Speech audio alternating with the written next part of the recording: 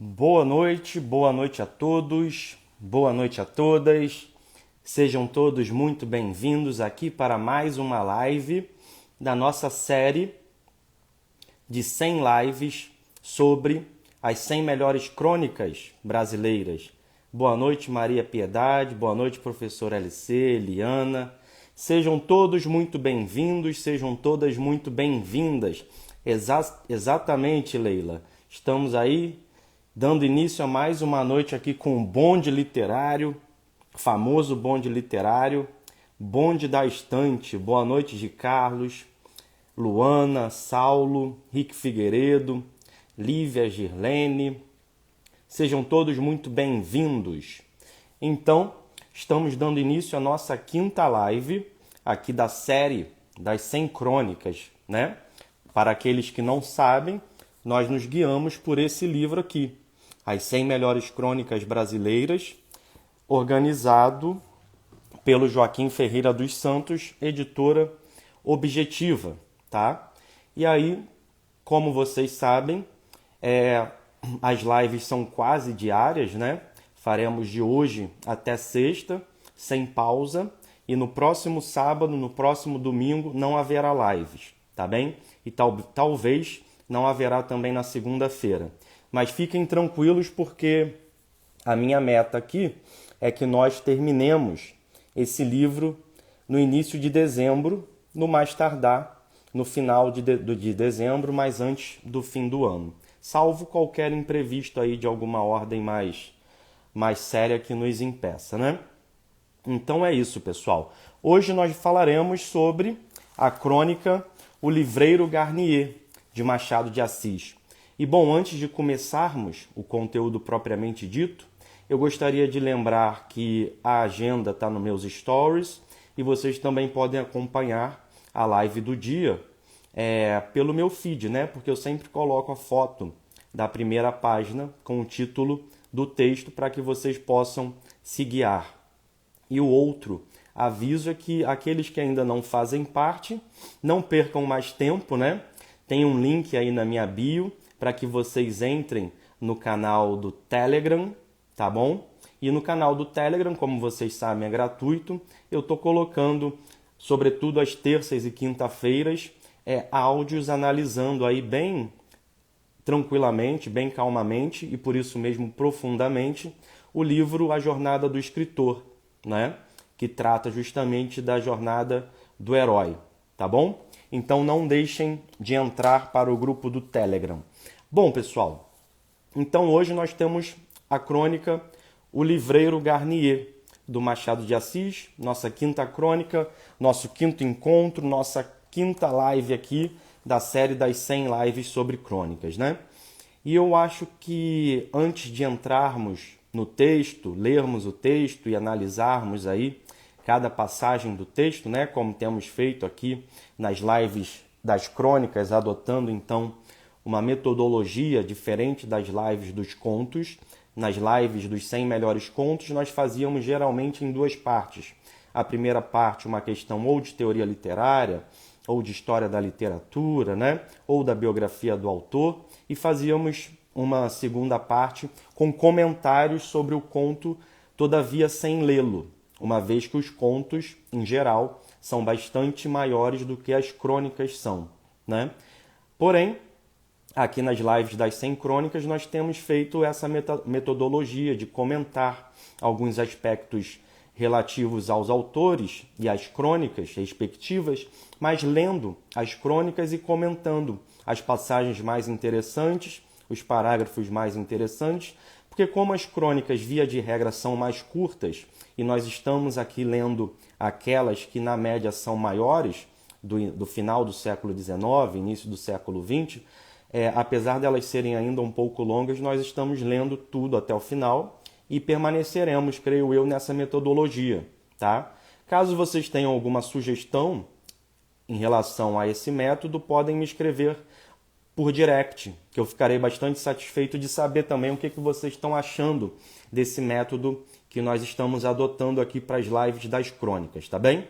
Bom, pessoal, então, eu gostaria de começar o nosso conteúdo de hoje a nossa live aqui sobre a crônica O Livreiro Garnier, do Machado de Assis, falando justamente sobre o Livreiro Garnier, né?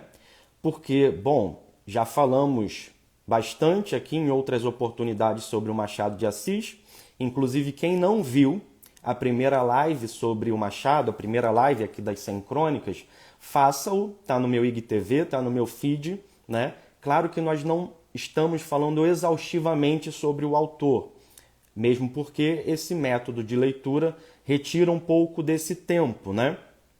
Mas é interessante que nós comecemos aqui a falar justamente pelo Livreiro Garnier, né? Para que a gente possa contextualizar quem é essa figura da qual o texto trata, né? Porque se nós soubermos mais aspectos sobre o Livreiro Garnier, quem foi essa pessoa, certamente a crônica se tornará bastante mais interessante, né? Então vamos lá, quem foi esse tal Livreiro Garnier? Bom, obviamente, não basta nós percebermos que foi um livreiro, né?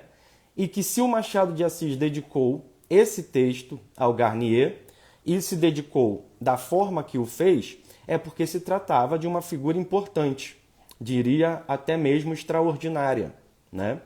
E a gente percebe nesse texto de hoje um tom realmente triste do Machado de Assis, um tom realmente pesaroso, um tom de alguém que perdeu uma pessoa da qual se gostava.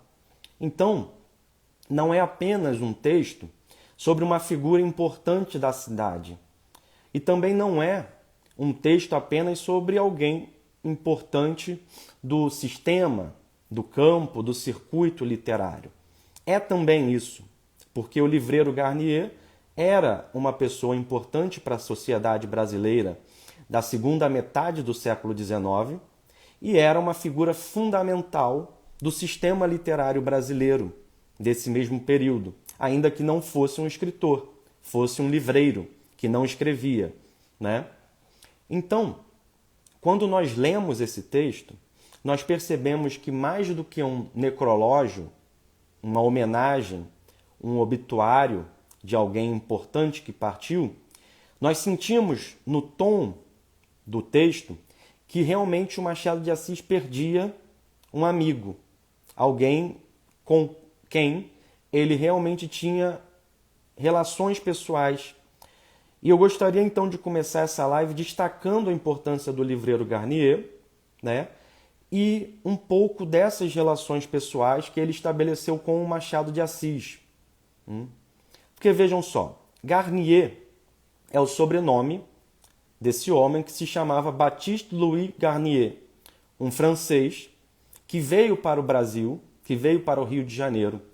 Acredita-se que em 1844, embora existam algumas fontes que datem a chegada dele em 1838, mas a maioria dos especialistas, dos historiadores, acredita que tenha sido de fato 1844. Essa divergência de datas para a gente é, na verdade, irrelevante, não tem tanto interesse aqui para as finalidades da live, né? O fato é que, vejam só, esse homem, então, Baptiste Louis Garnier, ele era irmão de outros dois homens que em Paris tinham uma livraria. Então, olha só, a França, nós já sabemos aqui, por causa das outras lives, exercia uma grande importância, uma grande influência cultural sobre o Brasil e sobre os escritores e sobre os intelectuais brasileiros, né? Nós já vimos isso. E nós temos que entender também alguns aspectos mais mercadológicos que ajudaram que a França tivesse essa grande importância, não só no Brasil. Porque, por exemplo, quando a gente olha para a literatura russa, quando nós vamos ler Tolstói ou quando nós vamos ler Dostoiévski, né, nós percebemos a influência francesa também na Rússia. É claro que isso tem uma série de elementos sociopolíticos, econômicos, históricos e assim por diante. Evidentemente, a coisa não se resume ao que eu irei dizer agora, mas o que eu irei dizer agora é parte importante dessa influência. Porque a França, ao longo do século XIX, sobretudo na primeira década, e é isso que vai impactar a segunda década, ela se destaca na produção de livros. E aqui eu não estou falando no sentido da qualidade literária dos livros, não estou falando apenas da qualidade literária dos autores franceses. Não é só isso, embora isso também. Eu estou falando mais da questão econômica da coisa, porque a França, sobretudo Paris, soube investir no maquinário, na produção do livro, do papel fisicamente falando, né? E soube também trabalhar muito bem comercialmente o livro enquanto produto. E sabendo trabalhá-lo, foi um grande facilitador para que a cultura francesa se disseminasse, não só na Europa, mas até mesmo em territórios afastados, como o caso do Brasil. E na América Latina não só, Argentina, Uruguai e assim por diante também são, de certo modo, devedores, em algum sentido, da cultura francesa, né? Isso não vem só do século XIX, isso é anterior ao século XIX, mas com essa produção de livros, a França realmente consegue percorrer aí diversos países. Então isso é um aspecto muito interessante. Então vejam, esse homem, o Baptiste Louis Garnier, ele já tem em seu seio familiar esses irmãos, especificamente dois, né, que tinham uma livraria bastante importante em Paris. Então, quando ele vem para o Rio de Janeiro, ele já tem esse lastro familiar. E aí ele chega no Rio de Janeiro, se estabelece na cidade e abre exatamente uma loja que inicialmente não era uma livraria, era uma loja de produtos diversos. Vendia inclusive frios, vendia de tudo um pouco e gradativamente ele foi colocando livros naquela loja. Bom, anos depois, o Baptiste Louis Garnier, o livreiro Garnier, ele rompe com esses seus irmãos e ele se vê numa situação muito interessante, que vai conformar, que vai aí dar as diretrizes do trabalho dele, que ele irá estabelecer como livreiro e como editor, né? Livreiro aqui mais no sentido de quem vende os livros e editor, aquele que busca os manuscritos, que estabelece relações com os escritores, que pensa as obras e que as publica, né? Então, depois ele consegue ser as duas coisas, tanto livreiro quanto editor. Então, quando há esse rompimento e ele não tem mais o apoio da família, desses dois irmãos, ele se vê num país que não dele, né? Com uma economia muito incipiente, sem a mesma capacidade produtiva da Europa e da França, né? Sem as possibilidades de maquinário, as possibilidades industriais de produção do livro que a França já possuía e que outros países da Europa também já possuíam, como por exemplo a Áustria, né? E ele então resolve, aliás, e adicionando também um outro elemento, e ainda numa literatura bastante incipiente, que ainda estava tentando se conformar, né? Se ver enquanto literatura brasileira, porque lembrem-se que nós ainda estamos no século XIX, portanto ainda somos império, né? Então havia todas aquelas discussões de, bom, o que é a literatura brasileira, quando ela se inicia, e os escritores também, vários deles, tomavam para si a necessidade de construírem essa literatura que, de fato, em certo sentido, embora já estivéssemos aí com alguns séculos, né, desde que Cabral chega à nossa terra, era uma literatura que ainda não tinha se construído enquanto concepção e também não havia se construído enquanto projeto. E essas discussões tomam parte do pensamento intelectual brasileiro do século XIX, sobretudo da segunda metade, sobretudo nas figuras do José de Alencar por um lado e do Machado de Assis por outro lado, né? Que não necessariamente são lados rivais, não se trata de uma rivalidade, de uma inimizade exatamente, mas com alguns pontos de concordância do ponto de vista do projeto de uma literatura e outros pontos de discordância, né? Bom, e o Garnier, então, diante de todo esse cenário, ele começa a fazer algo que não era comum no Brasil. Ele começa a investir em autores nacionais, ele começa a investir em livros de autores brasileiros que já haviam morrido, e ele começa a investir em autores jovens, em autores que estavam se iniciando na carreira literária, se assim poderíamos chamar aquilo que eles tentavam fazer, porque não era bem uma carreira profissional no sentido de viver daquilo, não era a situação da grande maioria deles, mas eram autores que ali, sobretudo na segunda metade do século XIX, começam a fazer contratos comerciais. E é muito interessante porque vários desses contratos estão no acervo da Biblioteca Nacional. Então é possível encontrar contratos, por exemplo, do Bernardo Guimarães, do Machado de Assis, do José de Alencar e assim por diante, né? E um dos grandes beneficiados, na verdade o grande beneficiado dessa empreitada do Garnier foi justamente o Machado de Assis. Porque o Machado de Assis, então, era um autor jovem, era um autor que não tinha publicado livros, e ele se vale, num certo sentido aqui, né? Eles se juntam nesse mesmo projeto. Por um lado, nós temos um editor, um livreiro, que começa a investir na literatura nacional e que, portanto, está em busca de novos autores, de autores talentosos, que ele pudesse publicar e fazer dinheiro com aquilo. Porque, afinal, nós estamos falando de alguém que tem uma preocupação de mercado. E, por outro lado, nós temos um jovem escritor em busca do seu espaço, que é o Machado de Assis. Então, essa parceria foi, na verdade, extremamente importante para o Machado de Assis e para a literatura brasileira. Porque se não houvesse Baptiste Louis Garnier, certamente o rumo do Machado de Assis enquanto escritor teria sido outro.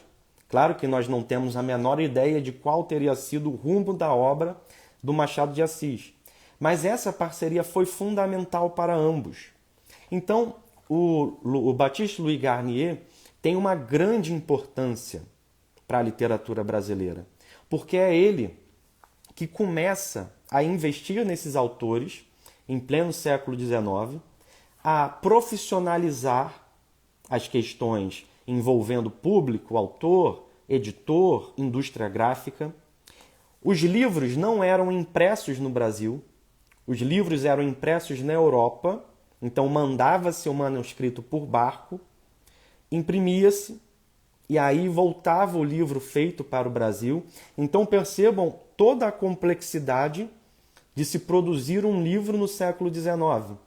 Por exemplo, uma boa parte dos anos iniciais do Garnier era de livros feitos, impressos em Viena. Então vejam só, estamos falando já de quase leste europeu, né? Estamos falando de Áustria, quase no leste europeu já. Então percebam a dificuldade, percebam os custos disso, o tempo que levava, né? E a importância então dessa figura, que vai além disso fazer coisas que não eram hábito na época. Por exemplo, exibir livros em vitrine. Não era algo comum.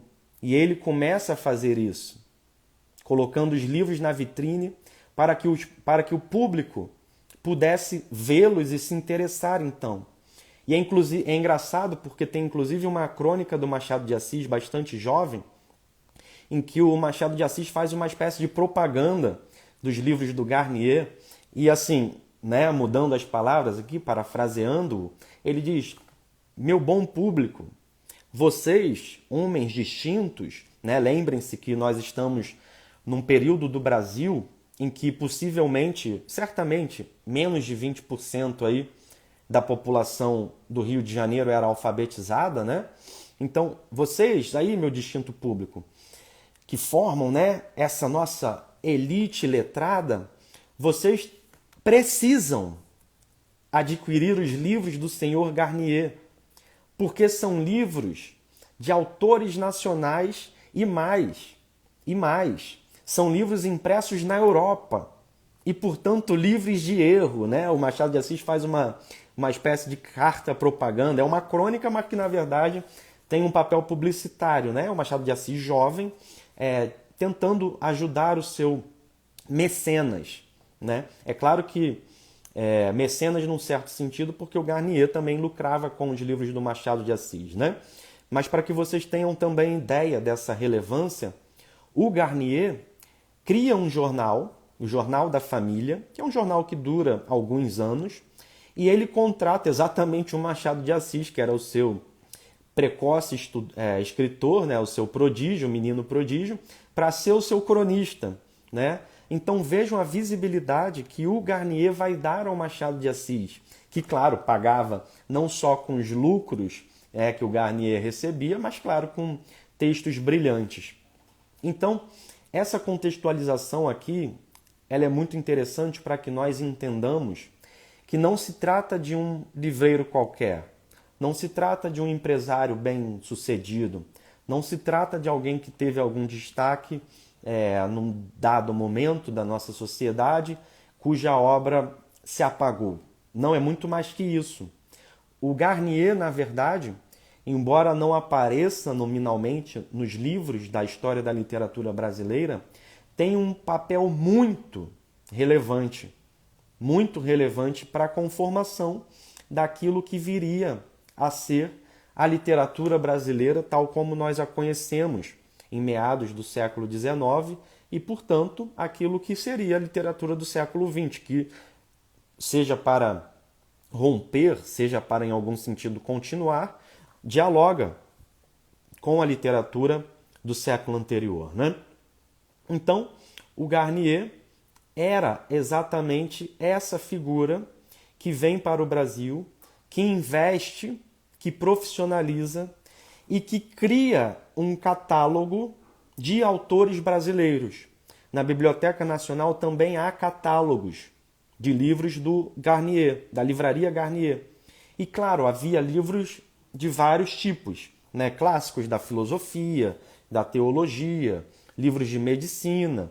Tudo isso estava lá também, constando títulos internacionais, porque o Garnier também investia na tradução de livros europeus para o Brasil. Investia na impressão de livros portugueses, que não precisavam serem traduzidos, mas investia, por exemplo, na tradução de livros franceses.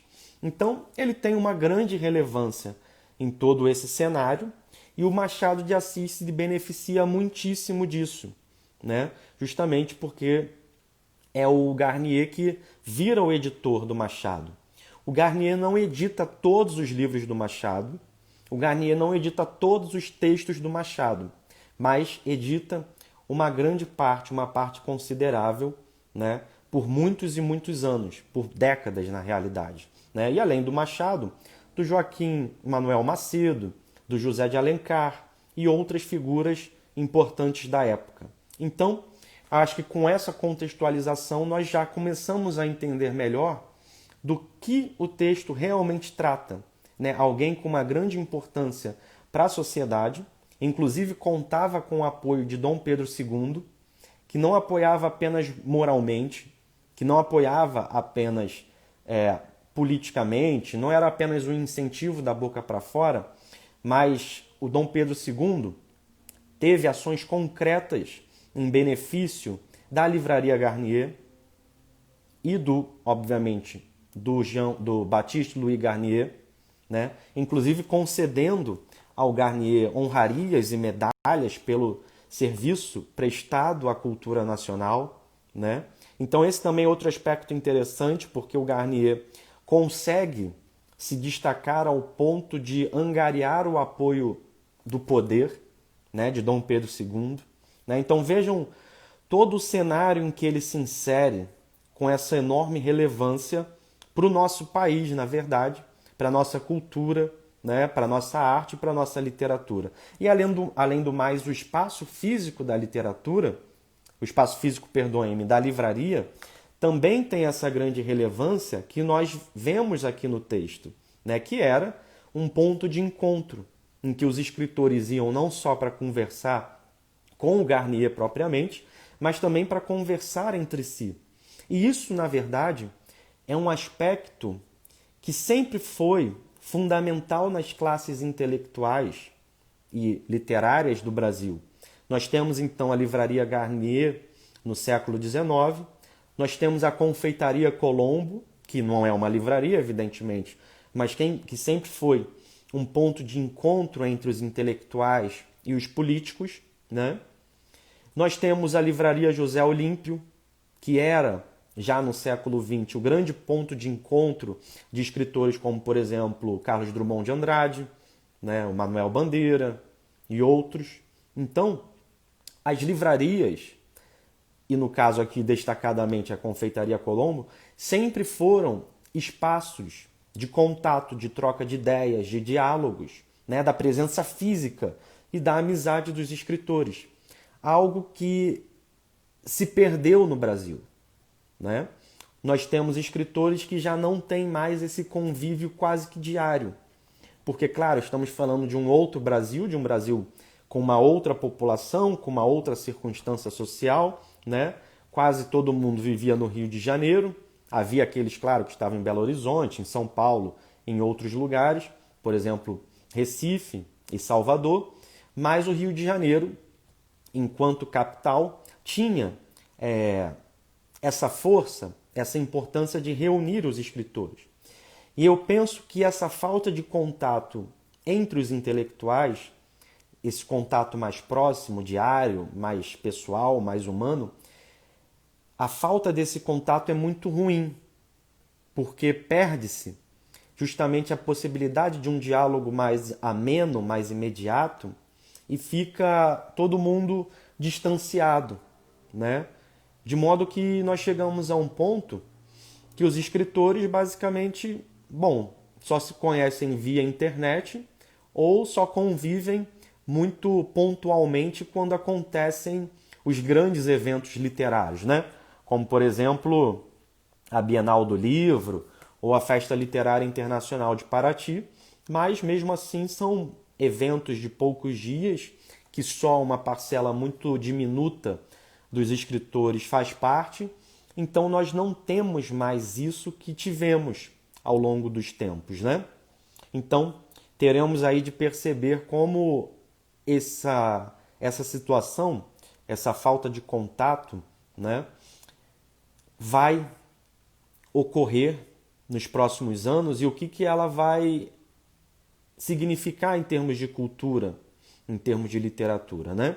Claro que hoje nós temos a internet que nos possibilita uma outra forma de diálogo, que também é muito interessante, é potencialmente muito interessante, mas nós não sabemos ainda qual vai ser o impacto da internet para a literatura brasileira, nem para a literatura mundial, porque este é um fenômeno ao qual nós estamos assistindo e do qual estamos fazendo parte ao mesmo tempo, né? Bom, então, pessoal, feitas essas palavras, dadas as palavras, feita a introdução, eu queria então começar a ler o texto, se vocês me permitem, para que nós então comecemos a analisá-lo mais detalhadamente, né? Se alguém tiver alguma dúvida, coloque-a, que caso eu saiba respondê-la-ei, para usar aí uma forma culta da fala, né?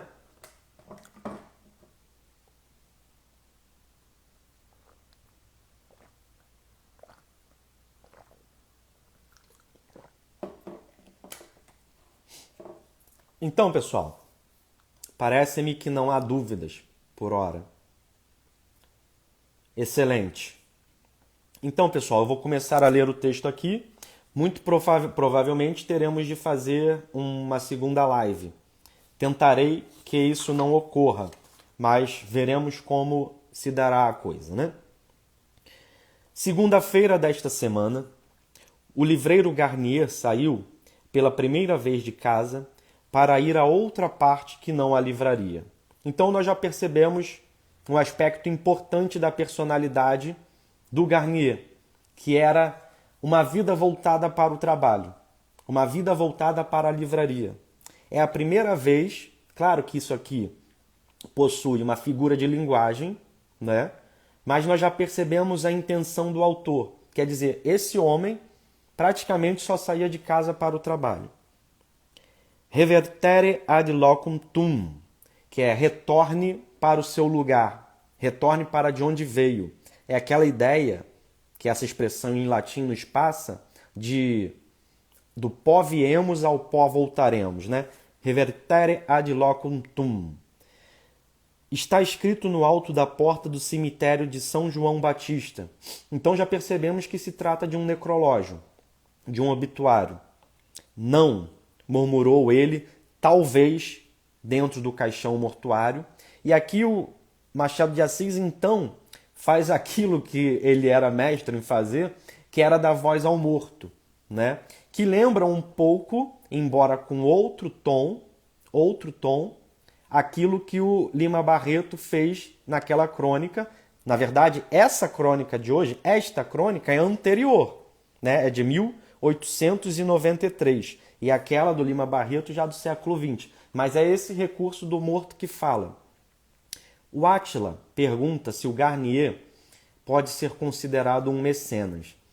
Veja, se nós analisarmos o todo da circunstância, o todo social, o mecenas da coisa, na verdade, era o Dom Pedro II, tá? Que investe nesse projeto do Garnier, que o apoia, dando total condição para que o Garnier se tornasse aquilo que ele se tornou, esse editor e esse livreiro de destaque.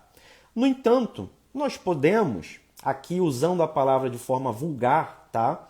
De sentido assim mais coloquial, dizer que ele foi mecena de alguns autores. Por que de forma vulgar? Porque ele não era um mecenas exatamente. Mecenas é aquele que investe sem se preocupar com o retorno. Por exemplo, a família Matarazzo era mecenas da arte contemporânea, das artes plásticas em São Paulo. Então, no caso, aquele que investe sem esperar dinheiro em troca é o Dom Pedro II. O Garnier, a gente pode até dizer que era um mecenas, mas assim, usando a palavra meio que fora do seu sentido original e mais específico, né? Porque ele investia nos autores para vender os livros e, portanto, lucrar. Inclusive, havia lá, quando você olha os contratos, exatamente a parte da remuneração que lhe cabia e a parte que cabia aos autores, né? Então é isso. Então aqui o Machado coloca essa voz do morto, né? Não, murmurou ele, talvez, dentro do caixão mortuário, quando percebeu para onde o iam conduzindo. Não, é este o meu lugar. Não é este o meu lugar. O meu lugar é na Rua do Ouvidor 71, ao pé de uma carteira de trabalho. Carteira aqui é mesa, é escrivaninha. Ao fundo à esquerda. É ali que estão os meus livros, a minha correspondência, as minhas notas, toda a minha escrituração. Então aqui ele está representando um morto que, bom, eu não quero morrer, né? O cemitério não é o meu lugar. Por que vocês estão me levando para lá e não para a minha livraria? Deixem-me sentar diante de minha carteira, de minha escrivaninha, de minha mesa, onde estão os meus papéis e o meu trabalho, né? É isso que se quer dizer. Só que eu queria destacar um aspecto que eu coloquei até nos stories hoje, que é quando ele dá um endereço, Rua do Ouvidor, número 71, a gente percebe um declínio por inúmeros fatores, né, econômicos e culturais, e também pelas transformações logísticas que a internet traz, que é a decadência das livrarias físicas. A decadência das livrarias, sobretudo tradicionais. As pequenas livrarias estão quebrando, os sebos estão quebrando, as livrarias antigas e tradicionais quebrando, e até mesmo as grandes livrarias como Saraiva e Cultura, as grandes redes, também quebrando. Então nós estamos num momento muito delicado em termos de livraria no Brasil. Há que se dizer que as livrarias no Brasil não existiram desde sempre. Elas passam a existir exatamente a partir do século XIX, sobretudo justamente com a figura do Garnier. Então, a literatura, mesmo quando não há livraria. Porém, como eu já destaquei no início da live, as livrarias têm um enorme papel na divulgação das obras, na disseminação das ideias, fazendo com que não só o mercado se mova, porque também tem um aspecto mercadológico importante para que todo mundo dessa rede ganhe dinheiro, né? O autor, o designer ou o capista, o editor, o revisor de texto, o copydesk, né? Todas as pessoas envolvidas, o livreiro, o comerciante que está na livraria, todas essas pessoas, portanto, participam desse mercado livro, desse mercado livraria. Mas, para além desse fator financeiro, econômico, o fato é que essa morte que nós estamos assistindo das livrarias, elas têm um impacto, para além desse econômico, um impacto cultural muito grande. Porque, bom, nós não sabemos se o consumo dos livros aumentará ou será reduzido com o fim das livrarias, que, bom, talvez ele não ocorra. Talvez estejamos aí num interregno e as livrarias se reinventem, né? Mas se de fato isso ocorrer, como parece estar ocorrendo, nós teremos um prejuízo muito grande do ponto de vista cultural, que é justamente o fim desse lugar de circulação de obras, de circulação de ideias, de circulação, em resumo, da cultura, né? Então, quando nós vemos aqui o endereço de uma livraria que não existe mais, é claro que nós percebemos essa questão. Ademais, também deve-se destacar que, para além do momento econômico e para além da chegada da internet com seus livros digitais e com lojas como, por exemplo, a Amazon, nós também temos uma situação particularmente brasileira, que é uma falta de preocupação com a cultura, uma falta de preocupação com a memória, né?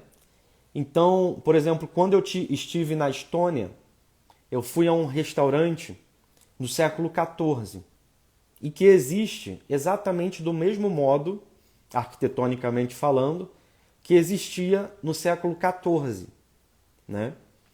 Quando você vai a Lisboa, você encontra a livraria Bertrand, que é a livraria mais antiga do mundo. Então, sem nenhuma síndrome de vira-lata aqui, quando nós olhamos para países europeus, nós percebemos uma imensa preocupação com a manutenção desses lugares, porque eles possuem um aspecto econômico, mas, sobretudo, eles possuem um valor cultural que é inestimável. E tudo no Brasil que se faz de bom se desfaz com uma enorme velocidade, né? Bom, o exemplo mais óbvio disso é que nós não temos uma casa-museu do Machado de Assis, né? Quando nós olhamos para as casas em que o Machado de Assis viveu, né?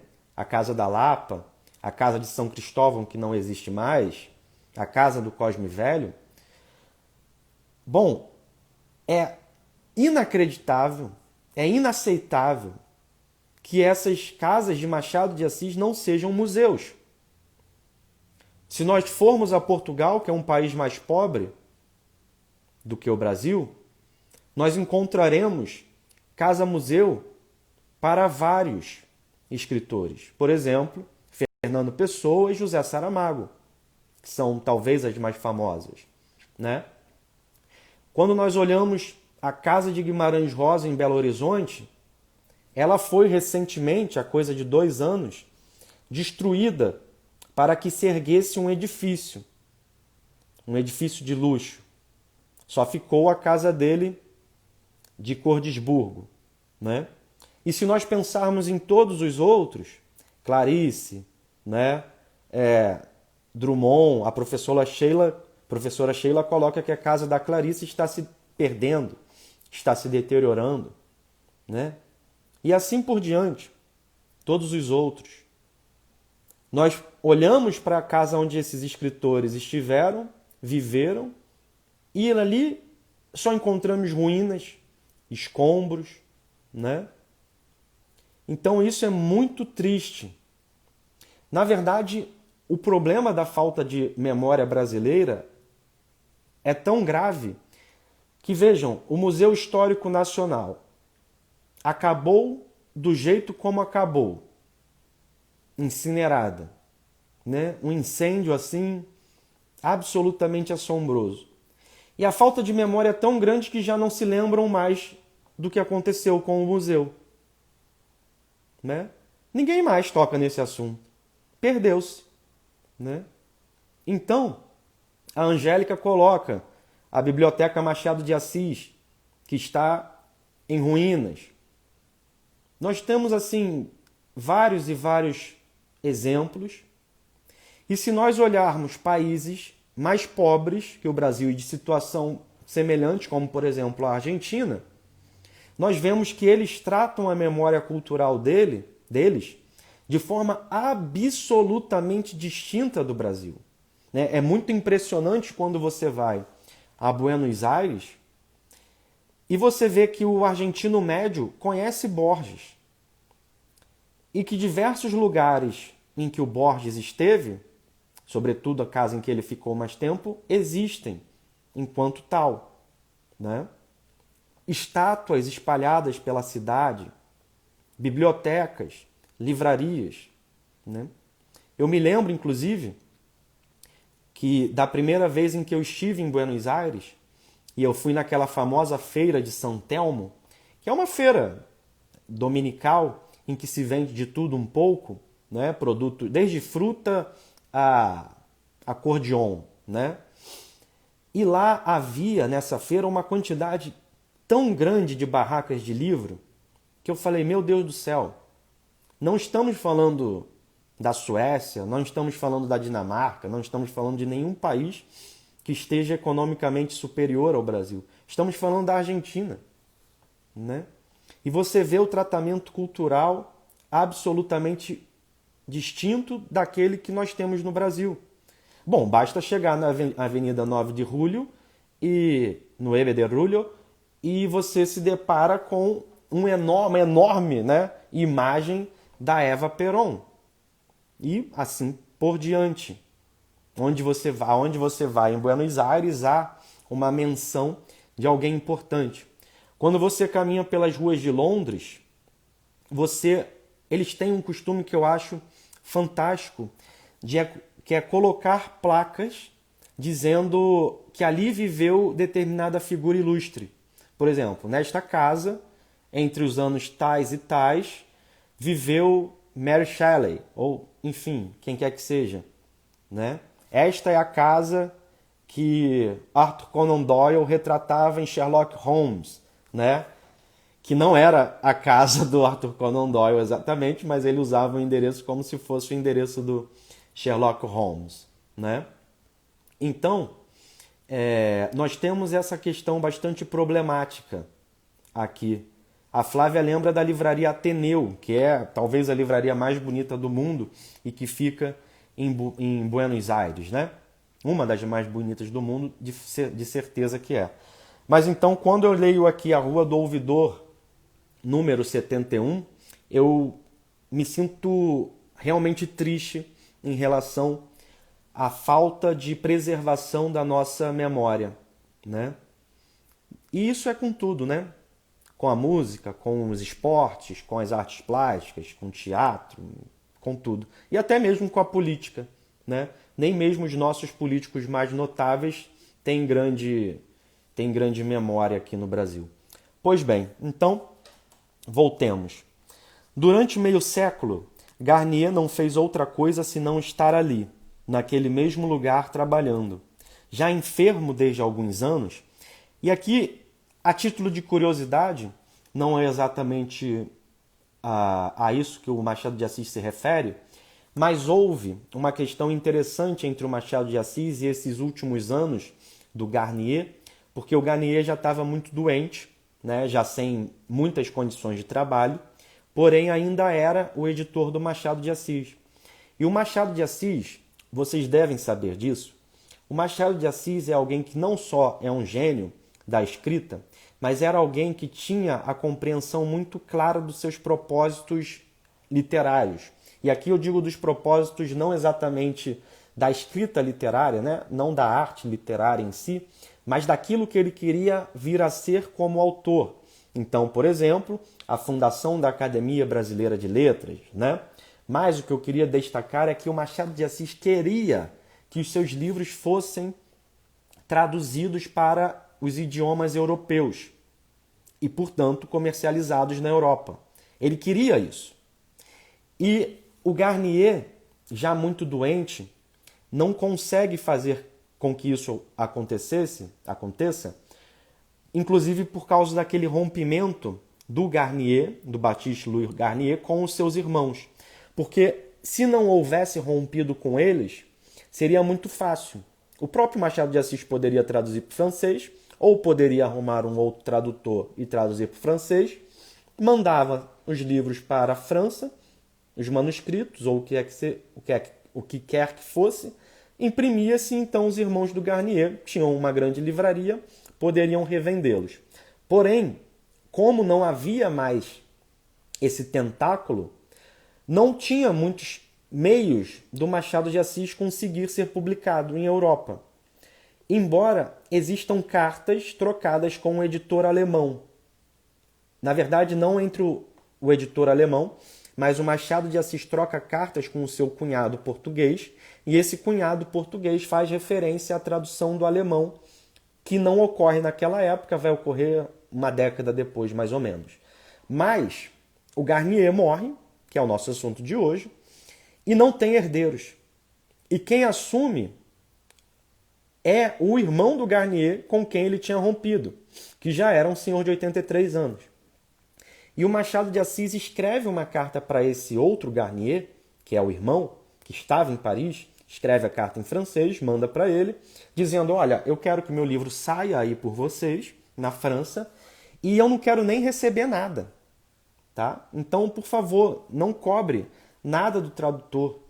Né? Façamos que o livro saia sem pecúnia. Né? Porém, esse irmão do Garnier que está na França não aceita. Não aceita traduzir o Machado de Assis porque ele queria ganhar dinheiro. Né? E ele não queria ter de pagar alguém, porque teria que traduzir. Né? E esse dinheiro teria que sair do bolso dele. E ele fala, não, não, não, não. Dessa forma como você está propondo aí, eu não vou fazer. E aí o Machado de Assis fica mais alguns sem ser traduzido para o francês. Né? Esse irmão do Garnier morre, assume um outro irmão, o irmão mais novo, né? Assume as coisas do Brasil. E aí quando ele descobre o Machado de Assis, resolve então traduzi-lo, tinha uma cabeça absolutamente diferente desse primeiro irmão que não quis traduzir o Machado, ele fala assim, vamos traduzir esse homem. Então começa o processo editorial da tradução do Machado de Assis para o francês, só que o Machado de Assis morre. Né? O Machado de Assis morre. E aí sai o livro do Machado de Assis, Memórias Póstumas de Brás Cubas, na França, e o Machado de Assis ganha uma relevância tão grande que é feito um congresso no ano seguinte à morte do Machado de Assis para estudar a obra do Machado de Assis em Paris, com vários intelectuais franceses e parece-me que também com alguns intelectuais brasileiros que lá foram para falar de Machado. Né? Então, muito interessante porque o Machado não viu, digamos assim, esse auge que ele recebeu né, na primeira década do século XX, que é quando ele falece, na França, por causa dessas questões. Que esse irmão, né, então tem o Garnier que morre no Brasil, o irmão mais velho assume, cria um problema com Machado de Assis, inclusive a carta dele, a resposta também está na Biblioteca Nacional, uma carta bem mal criada, né, bem mal-humorada. Esse segundo irmão morre e é o terceiro, né, o outro irmão que assume, aí percebe que a coisa realmente tinha muito valor literário e faz com que aconteça, mas aí quando há esse esplendor do Machado de Assis na França, inclusive com um congresso para homenageá-lo, ele falece, né? Então, coisas do Brasil, né? Onde, bom, parece que não se pode dar valor devido em vida, né?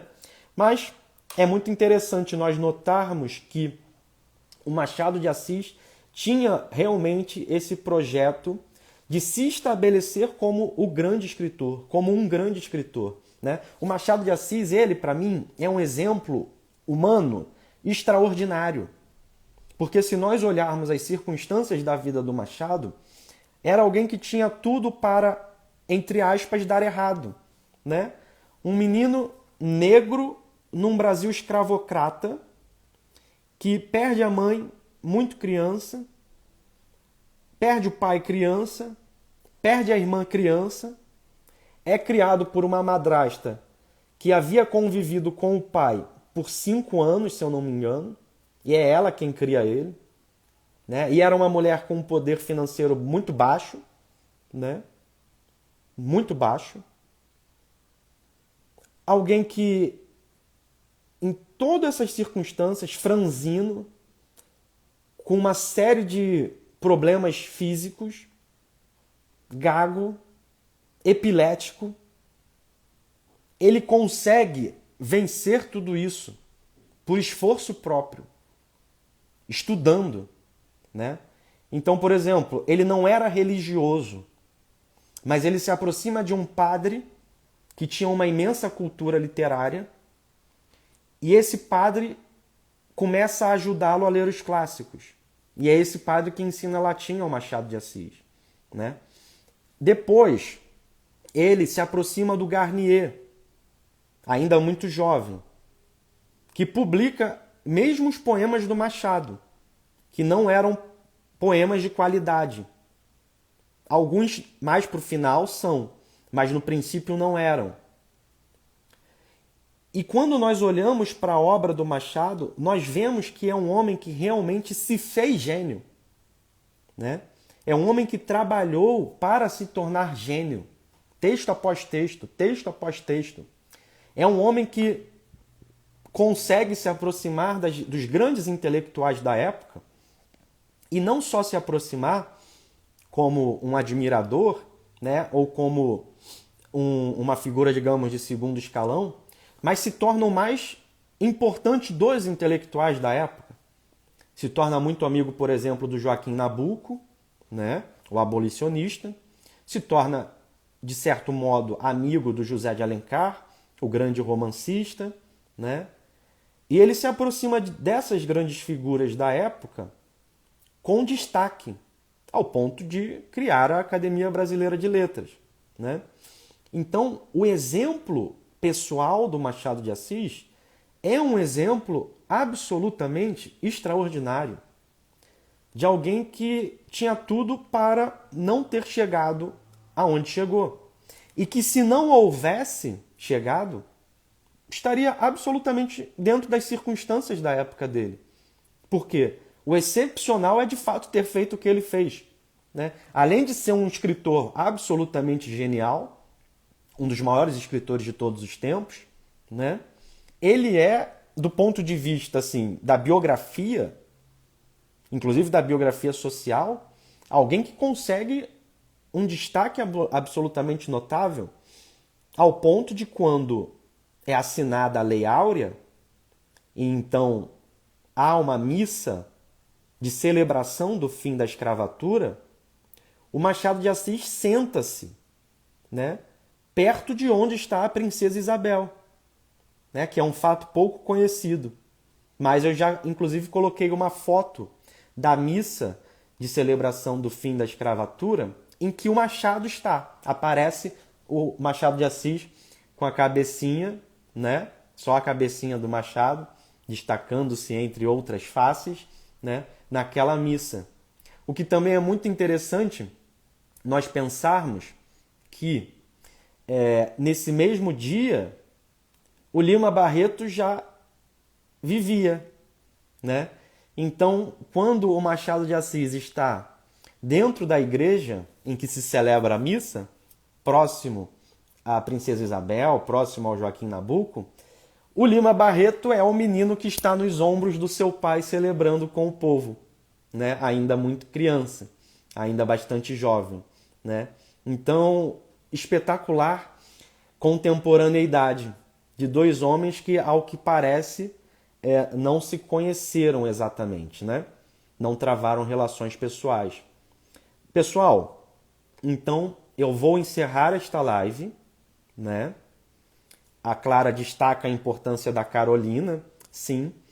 É um tanto que sabido, embora não se saiba precisar, que a Carolina era uma espécie de revisora dos textos do Machado, ajudava o Machado a finalizar seus textos, e mais do que isso, acredita-se que foi a Carolina que apresentou uma série de escritores portugueses e franceses que ela conhecia, uma vez que ela era portuguesa, mas que o Machado não conhecia, tá?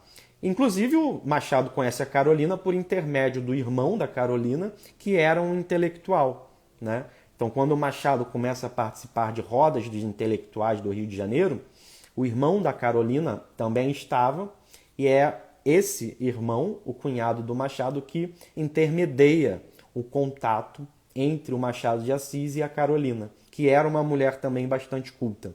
Bom, pessoal, vou encerrar esta live e então abriremos uma segunda live que eu espero ser suficiente para que nós finalizemos a leitura, comentários do texto, tá bem? Vejo vocês então na próxima live.